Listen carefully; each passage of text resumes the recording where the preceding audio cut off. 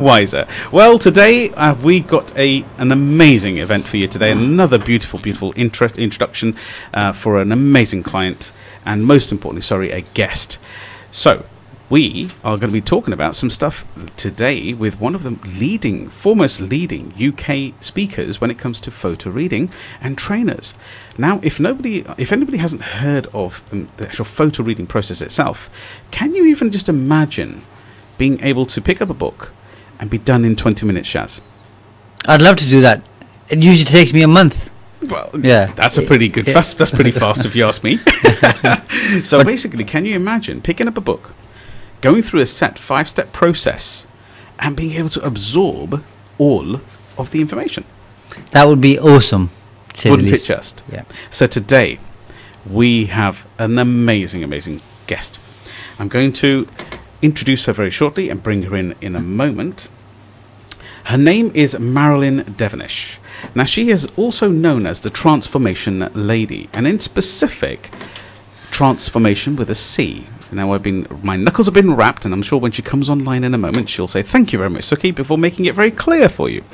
So, she is the foremost photo reading expert and trainer in the UK. She has been doing this for a number of years. Besides the fact that she's had a background knowledge within being a trained accountant and also assisting thousands on the planet to unlock their true potential and move further forward in life. She has such a wide plethora of what we call modalities in the psychology realm under her belt. And over the last 25 years, and when you meet her, or if you ever see her, you will never believe that she's been in the game for over 25 years. But, you know, she may correct me and make it even better than that. She is also a master NLP trainer. She has been involved in hypnosis, hypnotherapy, and I can continue past life regression, soul planning, and it could just go on, tarot cards. And she is one of the most formidable, humble individuals that I've ever had in my life. May I introduce... and I'm going to bring Marilyn Devonish in to the call. Marilyn, good evening. Good evening to you both. How are you? Superb. Did we do you any justice with our lovely... absolutely, yes. Thank you. Are you sure? I'm absolutely sure. Sorry. Right, that's quite an introduction. All that was missing was the voice of the man from X Factor who makes it just a little bit more dramatic. But aside from that, we're all good. Oh, I'll get better at it, Naz. We'll do our best. Okay. So this evening, Marilyn, you know, we're so humbled to have you on our live radio station here at Salaam Radio on the Empower Hour, which is a weekly show. Everybody, I'm not joking, you should get involved. You know our telephone numbers. You know how to communicate with us. Our WhatsApp direct is 07745 278 978. And if you would like to, go online, go onto Facebook and join us on our live Facebook feed. It's live right now. Or if you'd like to go onto YouTube Live, you will find us all on Salaam Radio there and then. So, without any further ado, is there anything you want to specifically talk about, Shaz? Just introducing yourself with Marilyn, because you are also a co-accountant, and Marilyn was a trained accountant. I like Marilyn more and more now, Suki. I'm pleased to hear that Marilyn is a trained accountant, but I'm also very intrigued to find out, Marilyn, how you made the transition from being an accountant into what you do today. The transition took about 2 weeks. I was just about to do my final papers for the ACCA. I had been struggling with the paperwork because in my 20s I was diagnosed with what was thought to be early onset Alzheimer's. And as you can imagine, you've seen the size of those ACCA textbooks, you know what I'm talking about. Yeah. I was massively struggling, and I was also, one of the reasons I decided it would be good to be a chartered accountant, I was very quiet and very shy, lacking in confidence, very low self-esteem, and for some reason I thought if I was an accountant I wouldn't have to speak to people. You sound just like me. I warrant that. Thank you, Suki. But I then realised very quickly, you know, if you're going to really kind of do yourself justice, you have to be able to communicate with your clients. And so I just, on a whim, signed up for what I thought was a communication skills course. It turned out to be NLP. for people who are listening who haven't heard it before, something called neuro-linguistic programming. And when I got the joining instructions about the course and what we were covering, I realized I'd also inadvertently signed up for hypnosis and something called timeline therapy, which I was not happy about, because at that stage I'd done a business studies degree, I had a postgraduate marketing diploma with the Chartered Institute of Marketing, I had a teaching certificate to try and get me out of myself, and now I'm studying to be a chartered accountant. Hypnosis could not have been further from my sphere of interest, so I tried to get a refund on the training, and they wouldn't give me a refund, but they said, come to the training, if it doesn't, you know, give you massive value, we'll give you a refund at the end of the 7 days. So that's the only reason I went on the training. I was very angry for the first 3.5 days and just sat at the back with a face like thunder with my arms folded. Then I decided that's probably not the best way to get a refund, so I better just play along with everything they want me to do. And by the end of the 7 days, I was like, man, this is for me. People were saying, oh my God, you're a natural, you're a great coach, you really have, I can't imagine you being an accountant. And it got to the stage I couldn't imagine it either. So in the 3.5 weeks between doing what you call my practitioner training and my NLP master practitioner training, I made the decision to give up the accountancy studies and become a hypnotherapist instead. And to me, it seemed like the most natural decision in the world. To people watching me, they probably thought she's lost her mind, but that's really how it happened. Very brave indeed. And for our listeners who don't know what timeline therapy is, would you be kind enough to just very succinctly explain what that is? Absolutely. It's a process for going back into the past to resolve negative emotions and limiting beliefs. So things like anger, sadness, guilt, anxiety, worry, and limiting beliefs, things like I'm not good enough, I'm not worthy enough, I can't do it. So you go back into the past, resolve those old emotions so that they don't follow you into the now or, you know, destroy your future. That's it in a nutshell. And that's so powerful. I myself have had the good fortune of studying the same therapy purpose as well, and the modality is an amazing modality.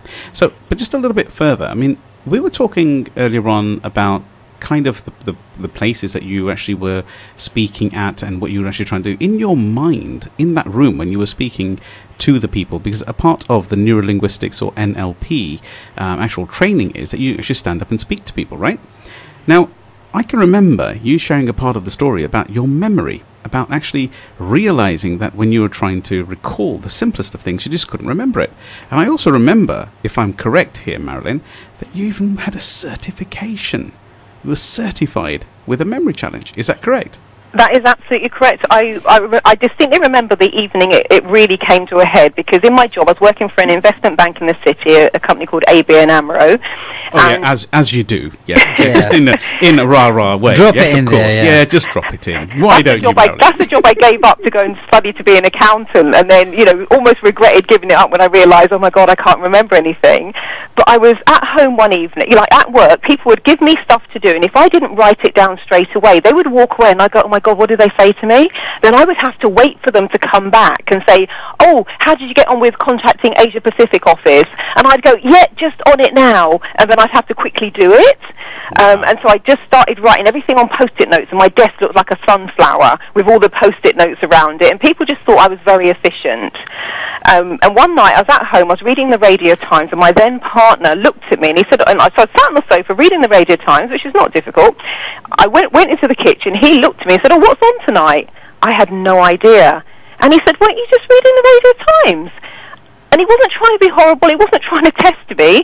And in that moment, I'm like, this has gone beyond being a little bit forgetful. So I went to see my doctor, I explained what was going on, I explained how I was feeling, what it was like in my head. And the way I described it was like it was foggy, it was like full of cotton wool, where even if there was stuff in there, you couldn't find it. And even if, it just was crazy, you could give me the simple instruction, 2 minutes later, I've forgotten what you said. And I'm saying to him, look, I'm finding that I'm reading the textbooks 15 or 20 times, and even after 15 times, I don't recognize what I'm reading. I have no idea.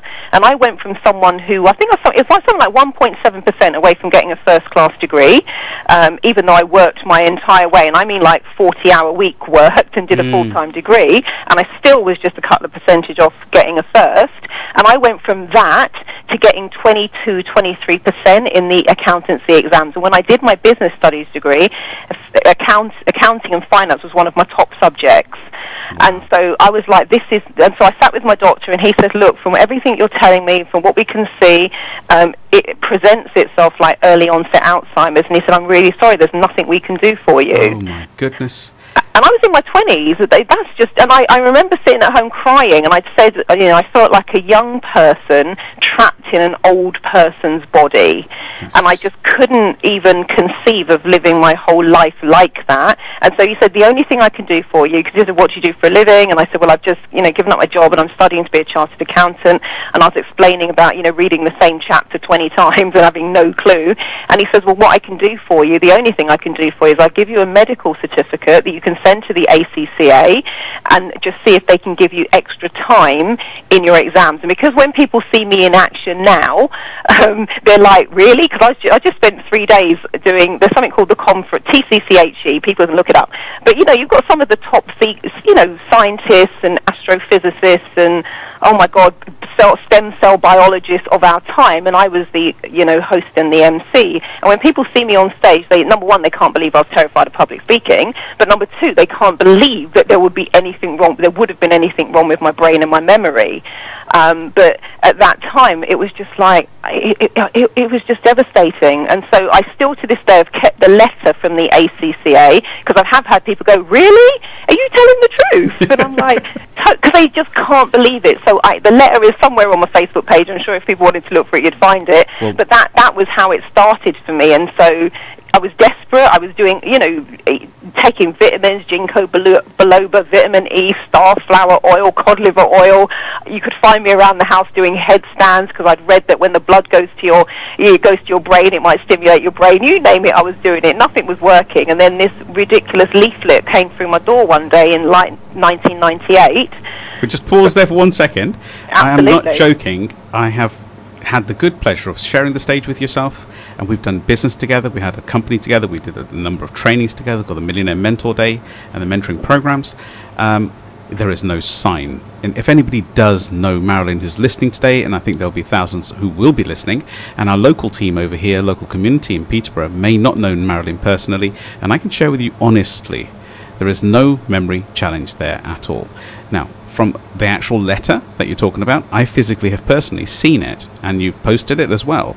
I can verify that 100%. It's, if anybody here on our listening program right now is thinking and feeling this is a story that represents their life, please text in. Connect with us now via WhatsApp and 07745 278 978. You will see how we can actually help you move forward in your life. It is definitely possible. There are so many ways to evolve your memory, but more importantly, what I'm really interested in, we're going to go a bit more detail into it very shortly, is partially the NLP processing, and then, if it's okay, Marilyn, because I'm sure you're really open to questions, we will then talk a little bit more about photo reading. Now, photo reading sounds kind of really easy, and I can tell you now, it is really easy once you understand it and run it in sequence. So, Marilyn, back to yourself. You were just talking about neurolinguistics. Absolutely. And actually, funny enough, one of, you know, when you have these turning points, these pivotal moments where you've got like the clear contrast of the before and the after. When I did my NLP practitioner training, I had about 2 months to do the test at home. Open book. I had all the tapes in those days, all the tapes. And when I handed my test in, they were like, who is Marilyn Devonish? She's either lazy or stupid, because this is the worst test we've seen. And I was being sent home with that thing every single night. It had red marks all over it. Wow. And I'm sure school people have got the same problem as well. So if there's any children listening, or if there's an older person. Now, what you're about to share, does it really have any variable on their age? My clients have ranged, in terms of doing the workshop and even coaching in terms of photo reading, clients have ranged from age 7 to 70 plus. Wow. And I can remember my own children came to your workshop, which I forced them and actually told them to get there, right? You did. And they were actually definitely just tipping into their double figures, you know, around the 10 mark. both myself, my children, Parvinder, my wife, we've all been through the whole of the photo reading process, and I'm telling you now, it totally works. But we'll talk about that in the second half. Please continue. And 3.5 weeks later, I went back to do the master practitioner training. The test is humongous compared to the practitioner, and I didn't have a lot of time because I was doing my next set of exams for the ACCA. So I'm supposed to be studying. I've now got this massive test to do. I've got 36 tapes to listen to, 3 books to read, and I've got 3.5 weeks to do it all. Wow. And at that point, I had purchased the photo reading some years before, and I hadn't used it. Just what I call shelf development, where it just sat on the shelf gathering dust because I didn't believe photo reading was even possible. How can you read a book in 5 minutes and read at 25,000 words per minute and remember what you've read? It just didn't make any sense to my logical, analytical, academic brain. So I left it on the shelf. So you've got to re-evolve that. I am laughing and giggling here live with this shelf development and obviously self-development. Marilyn, please evolve that, please.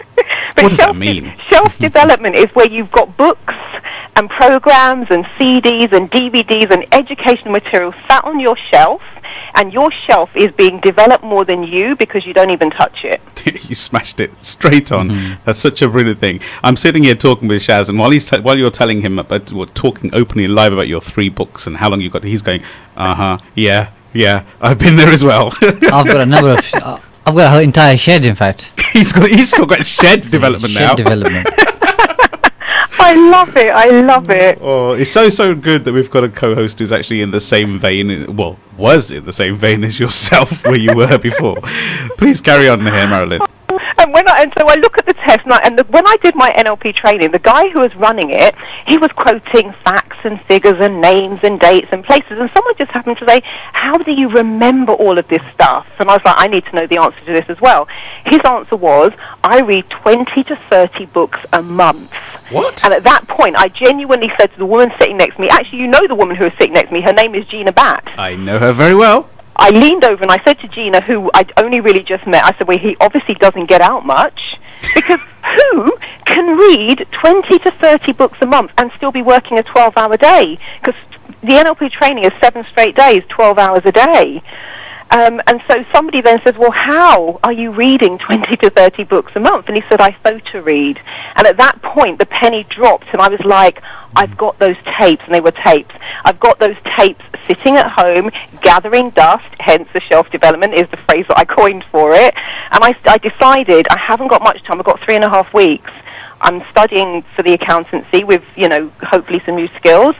And I'm going to be back on doing this, not just a 7-day training, it's a 14-day training, and the test was far more complex. So I decided to go home, dust off those tapes, listen to them with an open mind, rather than try and judge everything. Oh, well, that won't work. Well, that won't work. Well, that won't work. Oh, well, that's silly. I just thought, I'm going to listen to the tapes, I'm going to follow the instructions, and I'm going to apply it to my master practitioner test. I went back... I just want to pause you there. That particular thought process that you went through just there, Marilyn, it is one of the most important mindsets that everybody should have. The expectancy of not getting something is definitely true if you are not looking for it, if you're not open to it, what you just said there yourself. I mean, Ford, we all know Henry Ford, the founder of Ford Motors. He turned around and said very clearly, if you think you cannot do something, you cannot. It's simple, right? So how powerful is that thought? The fact that you actually opened your mind to accept change. And I'm thinking, if all the listeners tonight are listening tonight, nearly all of our challenges that we actually don't open our thoughts and we let the arrogance get in the way, that we actually know what we're talking about before we're listening. Now, one thing that we always understand within training and self-development is the moment you open your mouth, you stop listening. And listening is rather different to hearing, isn't it? So there's the key. So thank you very much, Marilyn, for making such a poignant point there. Please continue. And you're absolutely right, Suki. There's something that I often talk about on my trainings called the Bandura curve. And Bandura found that when people were learning a new task, their level of expectation would dictate how well they ultimately did. And if people didn't expect to do well, even when they did brilliantly, they would actually go, oh, well, beginner's luck. Yes. It was a fluke. oh, well, I won't be able to do that again. And so even after they'd been through the stages of the learning curve, they wouldn't perform particularly well. Whereas people who expected to do well, even when they were going through the learning curve and they were good, and then they were rubbish, and then they were good, and then they were rubbish, at no point did they discount it, at no point did they write it off, at no point did they mark themselves down, and eventually their level of ultimate performance would rise up to meet their level of expectation. So it is super, super powerful stuff.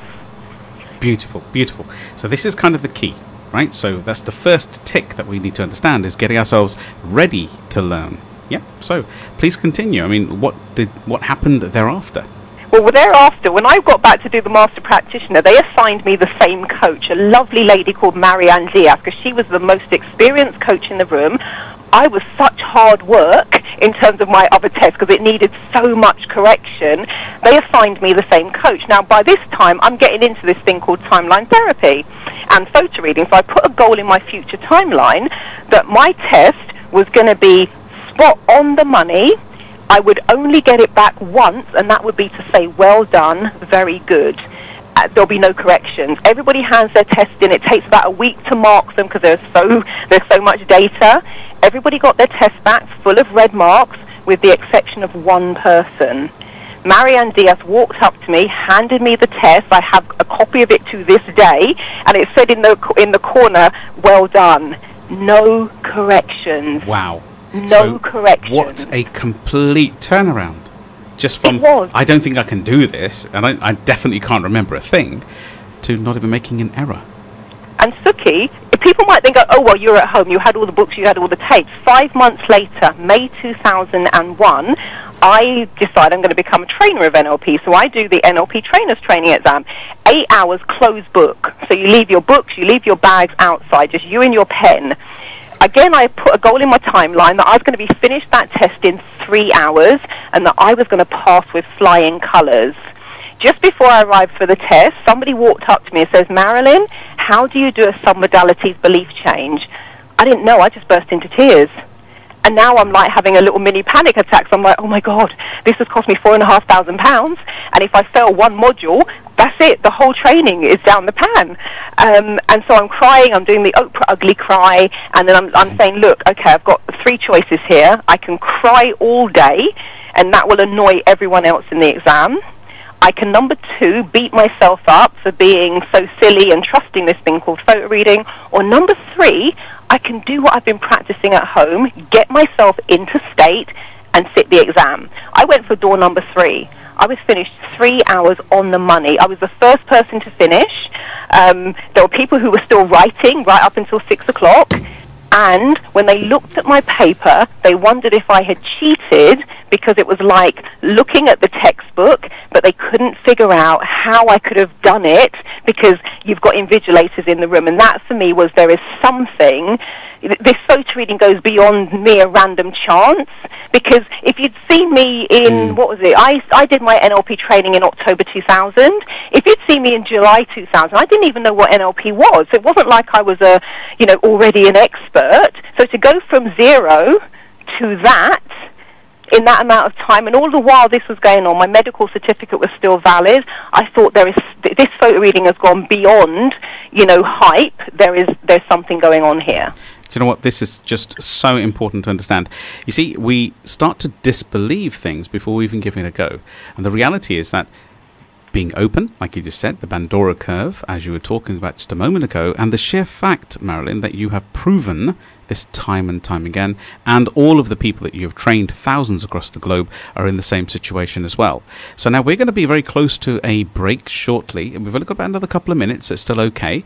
But I just want to ask a final question before we break. Now, if everybody's listening, this is the Empower Hour with Salaam Radio 106.2 FM. You can tune into us on FM, or alternatively please find us on the Facebook page, which is at Salaam Radio, or you can listen live on www.salamradio.co.uk. You can even text into us. We are going to take a break very shortly. We've got about another 30 seconds. You can text into us on WhatsApp on 077 45 278 978. We are having an amazing conversation around memory, about how people can actually change themselves in such a short period of time by just attending and understanding how they can rewire their brain to see properly. Now, we're going to talk about it just after the break. We're going to have a 4-minute break very quickly of adverts. We're going to talk with Marilyn Devonish further and deeper into understanding how you, the listener tonight, can actually change your way of memory and thinking for your benefit in future, and read books within 15-20 minutes with a set process. It seems hard to believe, but trust me, team, it is definitely possible. So Marilyn, I'm going to put you back on hold again, and then we can enjoy our conversation just in another 4 minutes. Take care. Fantastic.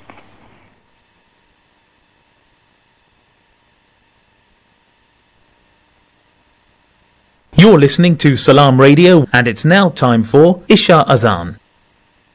This Azan is sponsored by UK Islamic Mission, serving humanity since 1962. Allahu Akbar, Allahu Akbar, Allahu Akbar,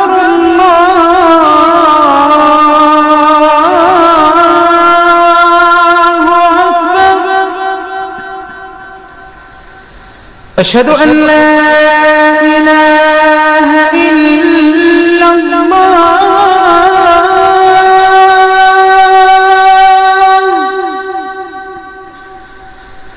أشهد أن لا إله إلا الله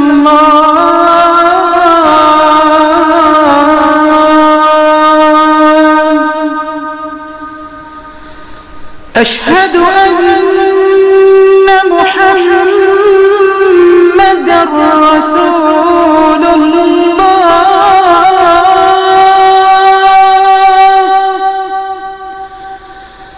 أشهد أن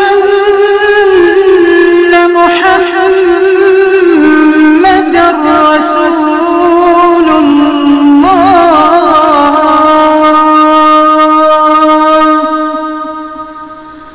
حي على الصلاة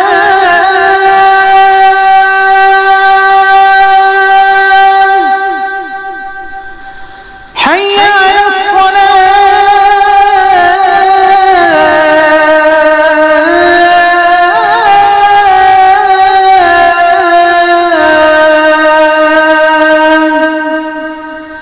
حي على الفلاح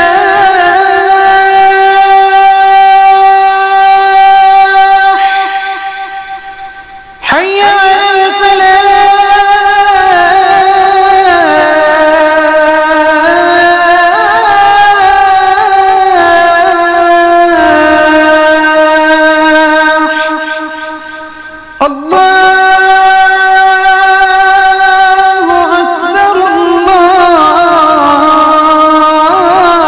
الله أكبر الله أكبر لا إله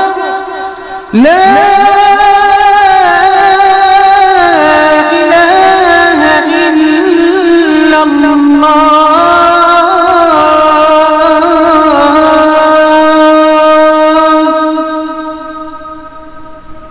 الله أكبر الله أكبر لا إله إلا الله.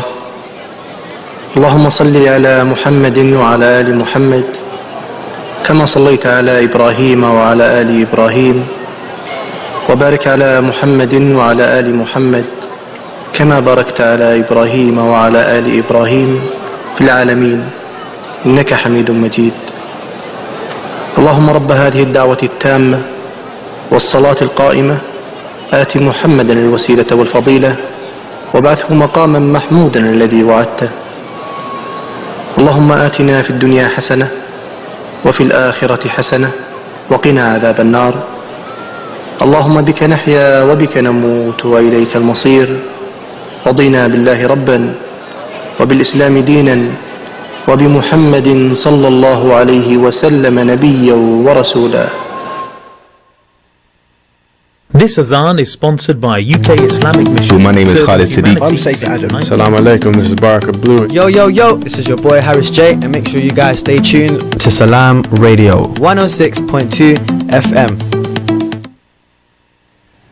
Welcome back and thank you for joining us. You're listening to Salaam Radio on 106.2 FM. I'm your host Shaz Nawaz, and I have in the studio with me my co-host Suki Wahiwala. The purpose of the Empower Hour show is to inspire, encourage and empower you to achieve bigger and better things in your life, and we do that by inviting world leading authorities to share their knowledge, experience and expertise. And tonight we have a very special guest, and I will pass it over to Suki to introduce his guest. Good evening everybody, once again to our second half. We've already spent best part of 26-27 minutes with Marilyn Devonish. She is the UK's foremost individual who trains photo reading. Now if you were listening to the first half, if not, then please do get back onto Facebook and rewind and watch it and listen to the whole story, because you will be amazed, absolutely truly amazed, that she went from certified memory loss, cannot recall her work, when she was sitting at ACCA exams, she actually had a certification which allowed her extra time to actually take the exam. From remembering anything in her current life, to today being the foremost, what we call expertise in the space of memory and photo reading. So we're going to welcome Marilyn Devonish back in. Welcome, Marilyn. Hello. Oh, that was such a fun half. I loved it. Thank you. It was a gift for everybody here. We've thoroughly enjoyed it, both Shaz and myself, Suki. We've enjoyed every minute, and we've got a whole list of things that we want to move towards. But our listeners always come first here on Salaam Radio on the Empower Hour. So, Marilyn, am I going to twist your arm, and am I going to get you to actually give us the 5 steps of photo reading live on air? Okay, now one thing I am going to say is that when I'm teaching photo reading, to do the full-on thing, if I'm working with someone one-to-one, I'd say we need about 4 or 5 hours of coaching time. If I'm running the workshop, it's 21 hours. So I'm fully aware I cannot do it justice in 21 minutes. However, I will give you an overview of the basic steps to give people a flavour. And so step 1 is called, well, I'm going to tell you all the 5 steps, because in photo reading we teach in layers and we use repetition. So I'm going to tell you the names of the 5 steps, and then I'm going to cycle back round and just give you a bit of information about each of those.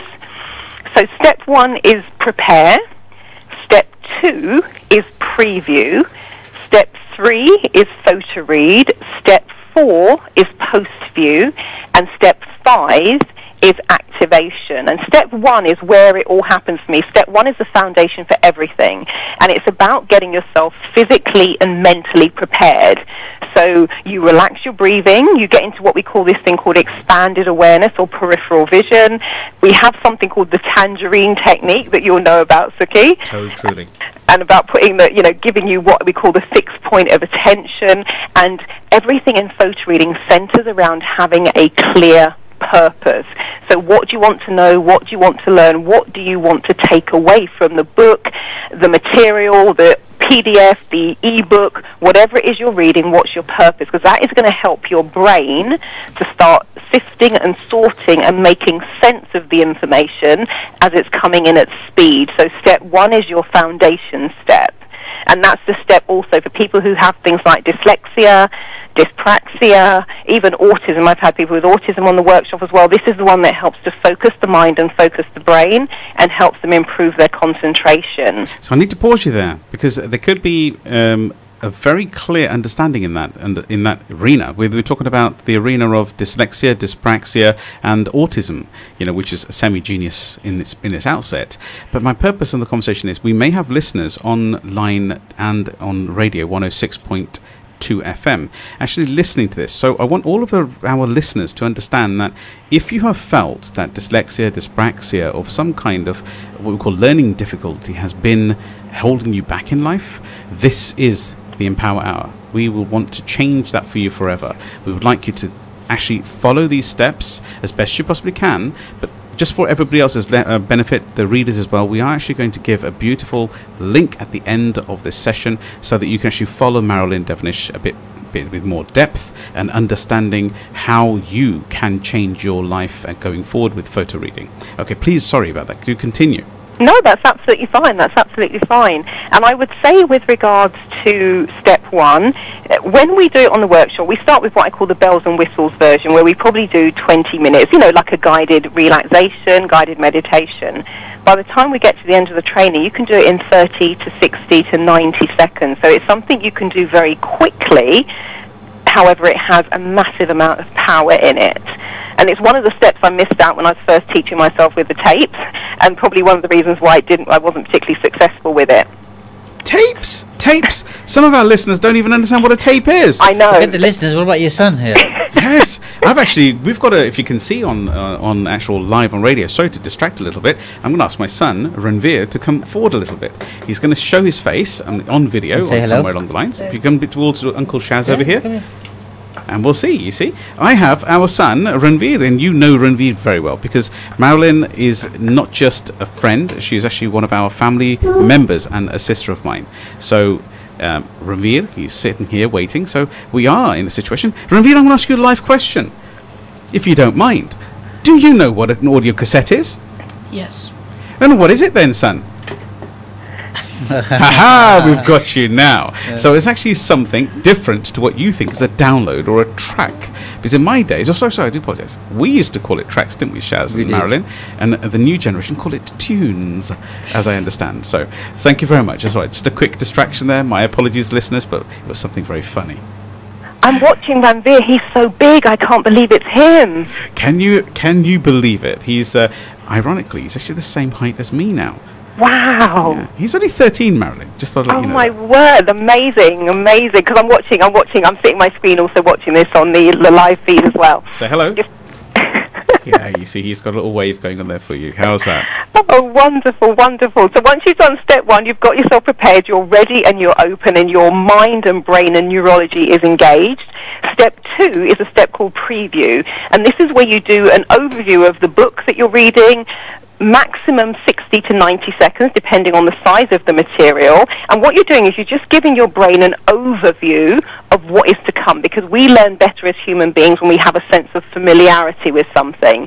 So it's a really quick step, but it's a powerhouse step as well. So preview, flicking through the books, just going backwards and forwards, looking at, the front cover, the back cover, what is the book about, what's the key information, looking at the index page, looking at the contents page, and then just spanning through, noticing the style of the book, the layout of the book, pictures, graphs, diagrams, things in bold, because it gives you a reference point for what's coming, and your brain can automatically start at that point sorting out information. So step 2, preview, very quick, 60 to 90 seconds to give you a mental overview. Step 3, and that's a step that freaks people out. I'm now wishing I was really in the studio because I could demonstrate it in person. But it's where you're flicking through the book, turning the pages at the rate of 1 second per page, and with a typical book it takes anything from 3 to 5 minutes to go through the whole book, and that's the photo reading step. And the way I describe that, it's like doing a mental download of all of the information. And I had, he was until the lovely Eve came along, I had someone who was, his name was Bira, he was my youngest photo reading student, he was 8 years old. Wow. And he said, Marilyn, he said, step 3 for me, it's like the Matrix. And I said, what do you mean? And he said, when the movie starts and you've got those green 1s and 0s going down the screen, that's the way he saw the information going into his brain. Amazing, how amazing. Children, they teach us so much in life. Suki, whenever parents call me and say, I want to come to photo, and we had the same situation 3 weeks ago when I ran the photo reading workshop, they would phone me up and say, I'm going to come with my child to photo reading, but I'm not really here for myself, I'm just here to keep an eye. I just giggle to myself because I'm like, you know what's going to happen? The child might start off quite shy on the Friday evening. By Sunday, the child is teaching the parents and teaching all of the adults in the room. And we had a student come, I didn't know this until Sunday, he was so reluctant to come that he tried to lock himself in the car. Wow. And so his mum came up and said, I'm just here for him. By the Sunday, when we do the commitment statement, his commitment, he said, I've learned a skill that I can use for life, and I feel inspired. I want to help other young people to do the same. This is the boy who wouldn't get out the car. This is so important. This is what we're about. at the Empower Hour. The change, the inner change, the empowerment, the motivation, the ability to do what you cannot think you can do, but you know your dreams are there. So children teach us everything. Thank you, Marilyn, for that amazing example. There is something that just reminds me. I remember you using a very particular catchphrase, should I say, but you and I both know that there is a layer to this, but obviously it's seeing what you see, seeing what you're supposed to see. I can't remember what you used to say. What was that exact phrase you'd use? It usually comes in the preview stage, taking in or observing or seeing what you're seeing. Well, one of the things I'm always saying to people is notice what you notice. That's the one, you see. Notice what you notice. And I started using it with my breakthrough therapeutic clients 18 years ago, because we do the breakthrough session. I know it's like the ripple effect. I would just smile to them and say, notice what you notice. And they're like waiting for more information. But what happens is when your part of your brain is like, going to notice what you notice, you're open, and you then start seeing the world in a completely different way. And so it's a phrase I've been using for the last 18 years. I still use it to this day, and sure enough, people will go back into their daily lives and they will notice the most miraculous changes. Wow, that makes so much sense, and I hope everybody's thoroughly enjoying this as much as both Shaz and myself are enjoying it. I am indeed. The first 3 steps, I mean, they seem quite logical, don't they, Shaz? But it's the way it's brought together. And I have to put down, it is the excellence. I mean, if everyone knows Marilyn personally, you know she's lighter than life and brighter than life. So the reality is that it's how easy you make it sound, which is how we're becoming more open to the change. So thank you, Marilyn. Please do continue. We're down to the download section, and so after you've photo-read the book, you put it into your brain. I recommend a period of incubation, because you want to give your mind and your brain a chance to process the information. So if you're pushed for time, let's say you're at work at your desk, have 15 to 20 minutes away from the material you've just photo-read. So you might actually photo-read another document, you might look at something online, make a phone call, go to a meeting, whatever it is. If you have the luxury of time, and what I'm always saying when students attend the photo-reading workshop, you want to ideally have at least one sleep cycle. So let's say you photo-read today on the Tuesday, you sleep on it, and you re-engage with the material on the Wednesday or the Thursday, because that just gives your neurology a chance to process the information. And then once you've done that, step 4 is something called post-view. So it's very much like your preview, you know, front cover, back cover, index page, contents page, fanning backwards and forwards through the book very quickly. And again, this time I say to people, you know, limit it to, you know, 2-3 minutes maximum, and here you're mentally signposting when you come to do step 5, which we call activation. Where are you going? Where is the information that will meet your purpose that you set for yourself in step 1? Because one of the things about photo reading is working with material in different ways, and one of the strap lines of photo reading is getting your reading done to the level of comprehension you need in the time that you have available. So if you are a student, you're going for depth and detail. If you're, say, a management consultant, a lawyer, an accountant, a marketer, a coach, a therapist, whatever it is, you might just need a working knowledge of something. You don't need the same level of depth. But what you want to do, rather than think, oh, I'm going to plow through the whole book word for word, which is the traditional way of doing it, what you want to do is now be discerning and go for where the information is located in the book. So you make those decisions at step 4, and then you move on to step 5, which is what we call the activation step. And the way I describe this one, it's like data mining, where the treasure is in there, go in, get the treasure, come back out. And the way I used to describe it is a bit like Lara Croft, where she's going in, she's not looking at everything, she knows what her prize is, she knows what the target is, get in there, find it, get yourself back out as quickly as possible. And that's the way I describe the activation step. And within, it's an umbrella step. So there are things like super reading and dipping, skittering, rhythmic perusal, rapid reading, mind mapping. So we're not going to try and go into all of those, but all of those things, they are tools to help you data mine. They all do exactly the same thing, which is giving you a bit more detail, more context, more information, and it's also offering you a bit of variety so you don't get bored just doing the same old thing. But that, in a nutshell, is the 5 steps. Wow. Now, I'm going to share something with the viewers and the listeners here tonight that I'm going to tell you the truth. This really works.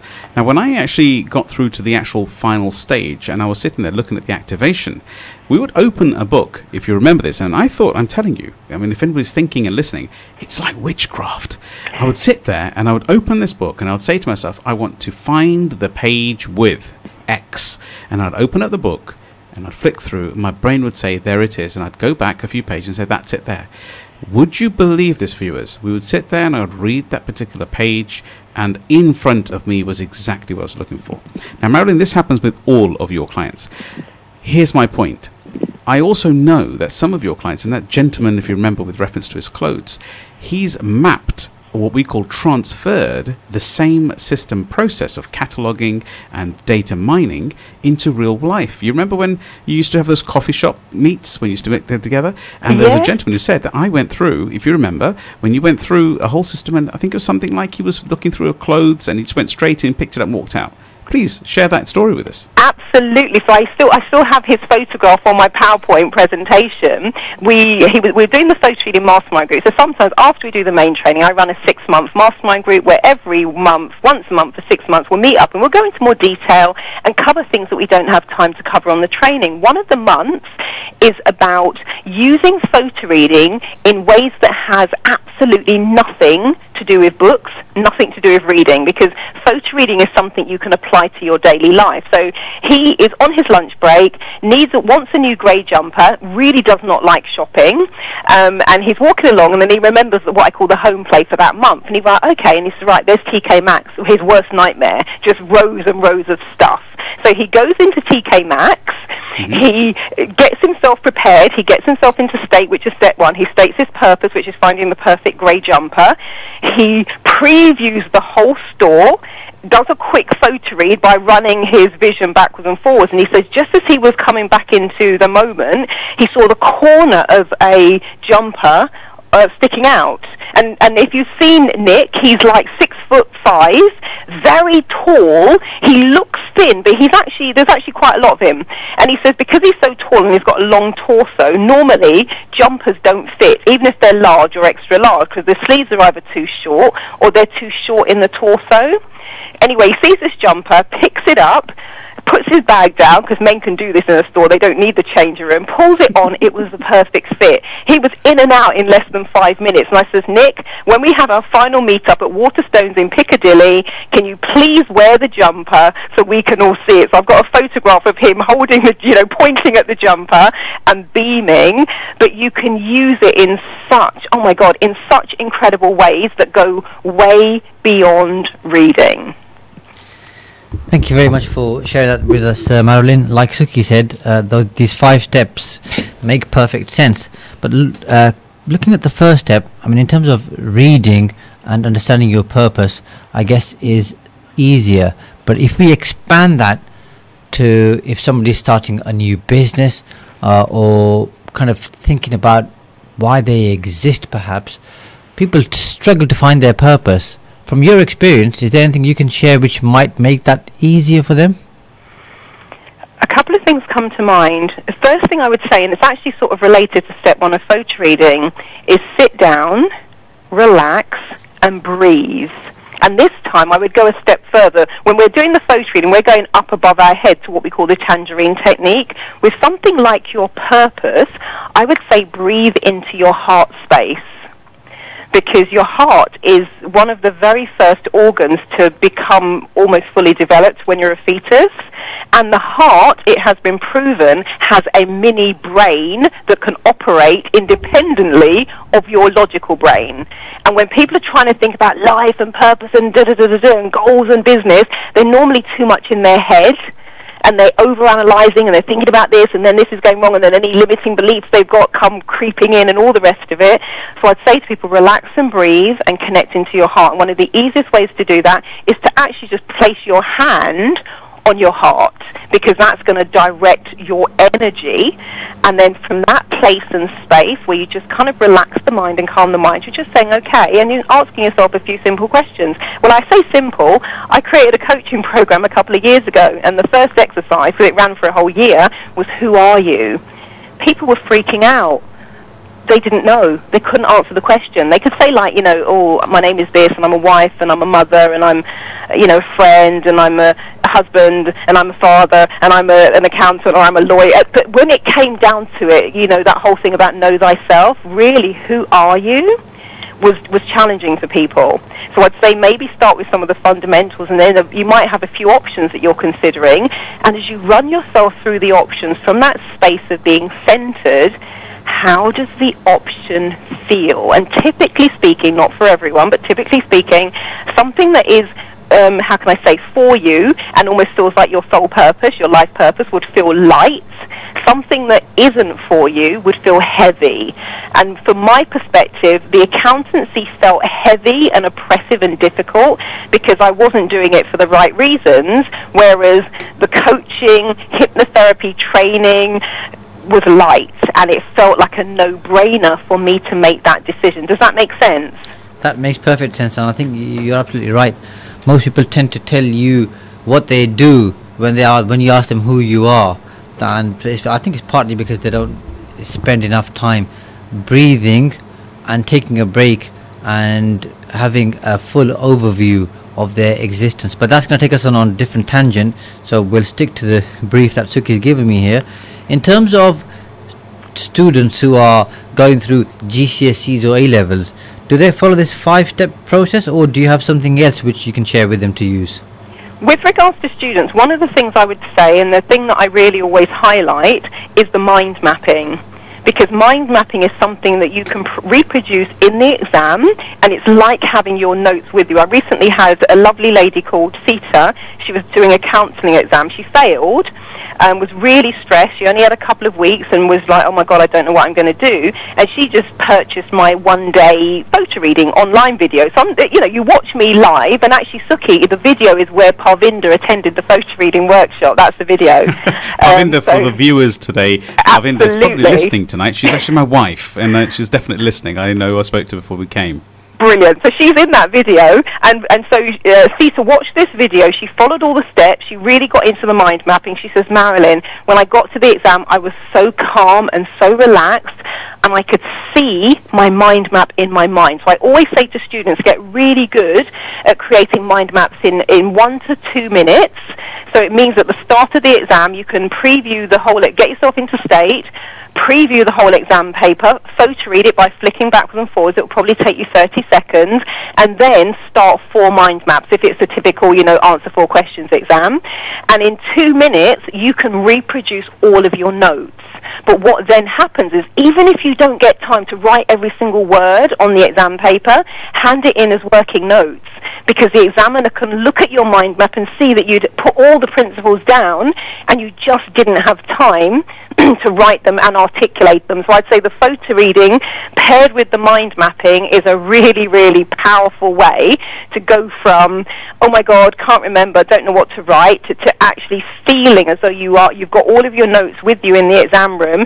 And now when you've done your mind map, it also gives you structure, because you're not all over the place. You write in this and then you write in that. You look at your mind map and go, okay, what's next? Oh yes, there's this. Oh, and how does that link to that? And people are almost just like, it's like having their notes with them. So that's what I would say to students. You know, that's just been amazing. But I'm going to share something just to overhaul again, just to ensure that our listeners tonight are going to get the best results from listening to you today. So, handing in your working out, your mind map, what an amazing tip. Because when you hand that into your paperwork with together, they can see you're working out. Such a very, very powerful tip, which can make the difference between what I call a pass and a failure, or a first and a second. So thank you very much for sharing such beautiful information there, Marilyn. But Suki, do you know how I discovered that one? Years ago, probably 15 years ago, I had a guy who was a policeman, Bobby on the beat. He was thinking of giving up because he wanted to be a police sergeant. He'd taken the exam 2 or 3 times and failed, and his bosses had said to him in no uncertain terms, maybe you're just not sergeant's material. So if you don't pass this time, the younger guys are coming up through the ranks. Let's make this the last time you try and go for this exam. He was devastated, and he was going to leave the police force that he dedicated his whole life to, and he was going to go and be a nightclub bouncer and do personal security. So he only had like an hour and 20 minutes, something ridiculous like that, and it was about a week before the exam. So I gave him a whistle-stop tour of photo reading. It was very evident he knew his stuff. He was just afraid of exams and used to freeze in exams and couldn't think straight.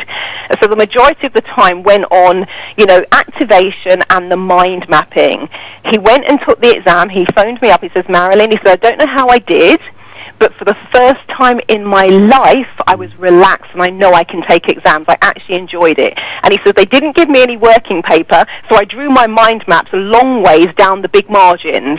Wow. Now, Marilyn, sorry to cut in there a little bit. We're actually down to our last minute, but I am so blown away, and I'm sure everybody here, Shaz is, look, we're both taking frantic notes here. And I've worked with you and shared the stage with you, so I have a total understanding of where you're coming from. No, but before, I'm sure our listeners today would like to know a little bit more about how they can get in touch with you. We literally are down to the last 40 seconds. So the question I ask yourself is, I'm aware that you are doing one of the world's first video webinar trainings this weekend. Now, I am. And that, I believe, is the dates are, can you confirm? The Friday the 26th to Sunday the 28th of October. So just a quick, can you tell us how can somebody register for this, or even to read a little bit more about yourself? You've got literally 10 seconds.